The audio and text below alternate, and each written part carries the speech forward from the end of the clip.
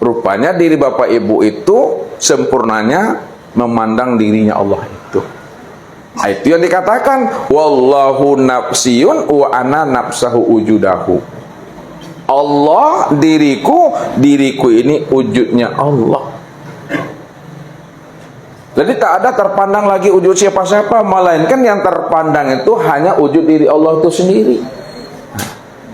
Kalau tidak lagi terpandang diri bapak ibu, yang terpandang hanya wujud dirinya Allah, pada saat bapak ibu menyembah. Nah,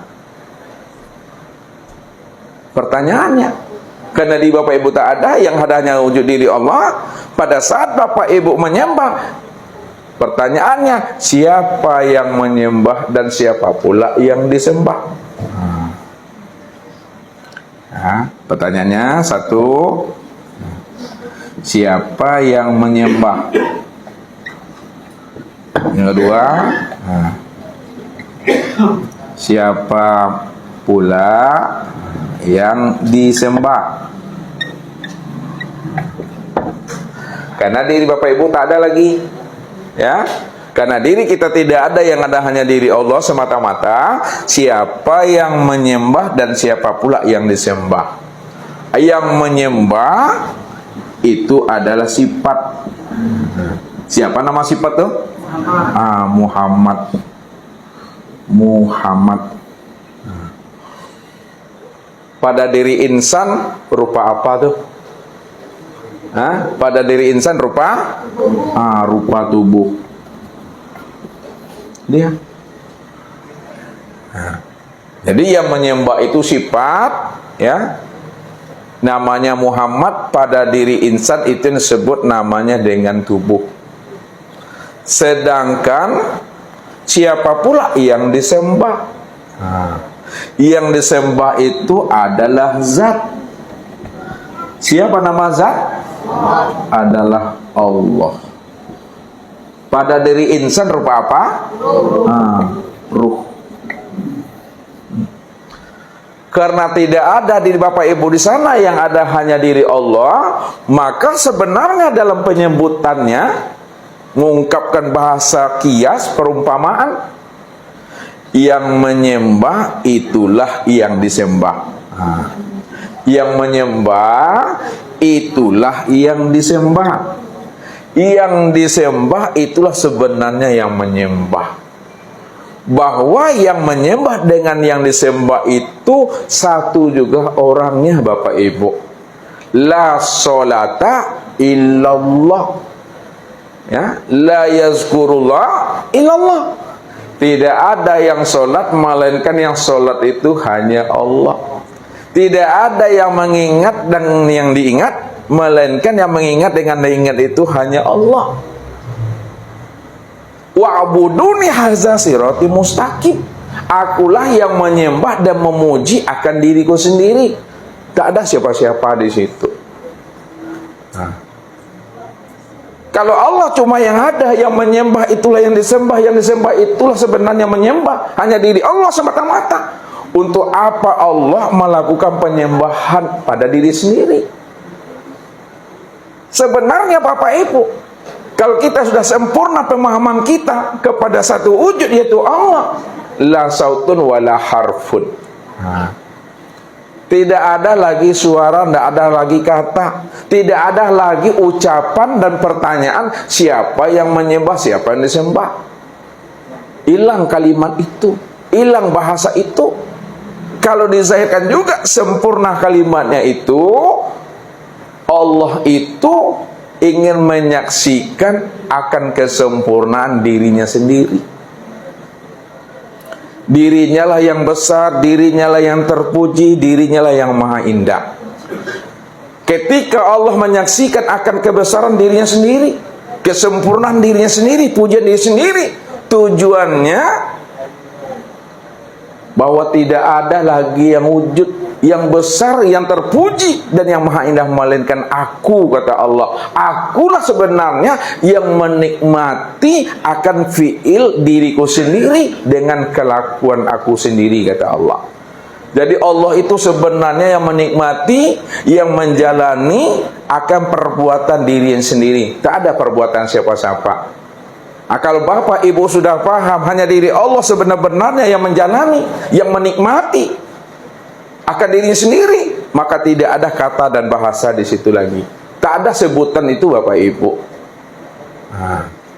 Kalau disebutkan itu dalam rangka untuk menjelaskan, membukakan pahamnya. Sebab kalau tidak disebutkan dengan ucapan, dengan kata-kata, orang tidak akan pernah paham dan mengerti siapa dirinya yang sebenarnya. Tapi kalau kita sudah paham siapa diri kita yang sebenarnya, maka ketika itu yang ada hanya diam saja. Diam dalam artian paham, diam dalam artian mengerti. Tinggal menjalani aja lagi Bapak Ibu. Itulah duduknya menikmati.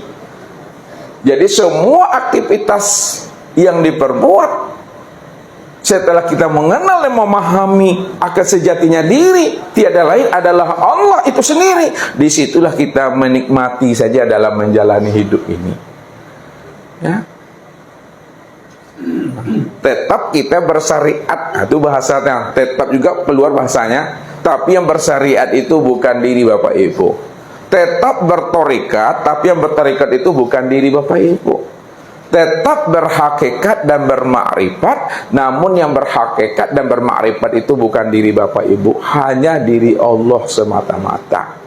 Kalau hanya diri Allah semata-mata, maka tidak pula disebut lagi Allah itu bersyariat. Tidak lagi pula disebut Allah itu bertorikat. Tidak lagi pula disebut Allah itu berhakikat dan bermakrifat. Cukup Allah saja.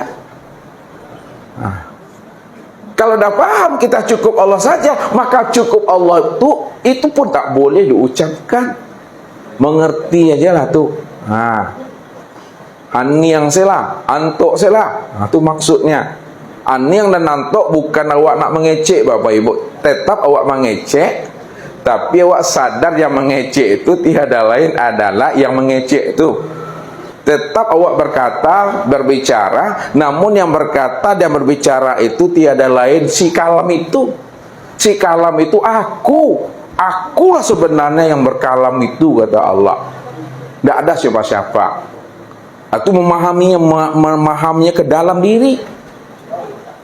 Makanya kalau kita tidak menyaksikan Allah yang wujud pada diri sendiri, yang berbuat pada diri sendiri, maka apapun macam bentuk amal ibadah, maka amal ibadah kita itu termasuk amal ibadah yang hampa, amal ibadah yang kosong, yang tidak bernilai. Man abdal asma dunal makna fahuwal kafir. Siapa yang menyembah nama tapi tak mengenal diri yang punya nama, itulah yang katakan namanya kafir. Kafir itu artinya tertutup hatinya untuk mengenal diri yang sejati itu.